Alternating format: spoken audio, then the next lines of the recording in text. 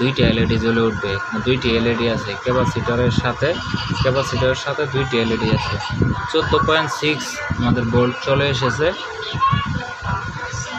14.8। এখনও ফুল কাট হয় নাই। আমরা এটাকে 12তে সেট করেছি, 9 এসে গেছে, কিছুক্ষণের ভিতরে ফুল কাট হয়ে যাবে। 10, আমাদের 10-এ এটা ফুল কাট হয়ে গেছে। এই দেখেন এখন কিন্তু এখানে দুইটি এলইডি জ্বলে আছে। 12 বা 10 এই টাইমে সে ফুল কাট হবে। এই যে দুইটি এলইডি জ্বলে উঠেছে, তার মানে আমাদের ফুল কাট সম্পূর্ণরূপে কাজ করতেছে। আমরা এখানে ইন্ডিকেটর রেখেছি, আবার আইপিএসের সামনে একটি ইন্ডিকেটর রেখেছি। এই যে পাওয়ার চার্জিং, এটা চার্জিং ফুলে কাজ করে, আর এটা আমাদের লোড। এখানে যদি কোনো লোড চলে সেই ক্ষেত্রে এই এলইডিটা কাজ করে।